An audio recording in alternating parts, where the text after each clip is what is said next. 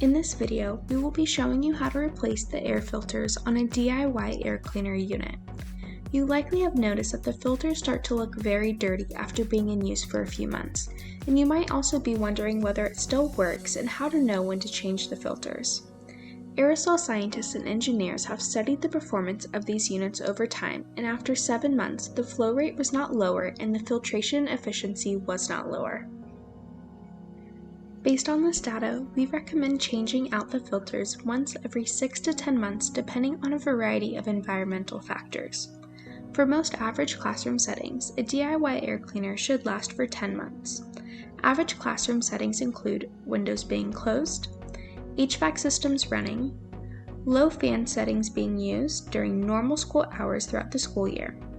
Consider changing filters sooner at 6 to 9 months if the following conditions exist. The air cleaner is used in an area with wildfire smoke, the unit has been used at high speeds and for longer hours, or it has been used with open windows in an area with high pollen counts. All you'll need to replace your filters on your air cleaner unit is 4 20x20x2 MERV 13 plated HVAC filters, duct tape, and a box cutter. When replacing the air filters, we recommend being outside for maximized safety. We also recommend wearing gloves and an N95 mask wherever possible.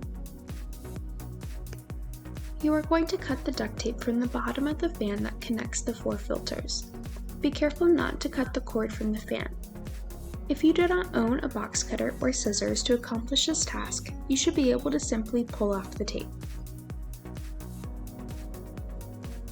After this, remove the fan and shroud section from the boxed filter and set aside. You will reuse these items. Turn the box upside down and cut or pull off the tape that is holding the cardboard bottom and the filters together.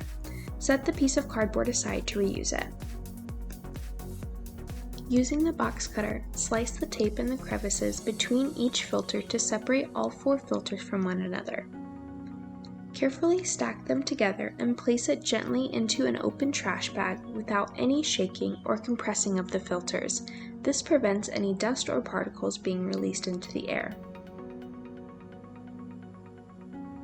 Then you will properly dispose of the filters. The fan and shroud is not affected by replacing the filters, and that can be left alone. The bottom duct tape that was originally cut can be removed. However, it isn't necessary if it isn't creating any problems between the new filters. Lastly, repeat the steps originally followed in creating the DIY air cleaner. For those steps, please go to the ASU Clean Indoor Air Initiative, How to Build a DIY Air Cleaner, starting at 50 seconds to where the filters are being taped. Make sure to mark the new filters with the new installation date to help track when they will need to be replaced next. Now, you have safely disposed of your old air filters to be replaced with new ones. Thank you for watching!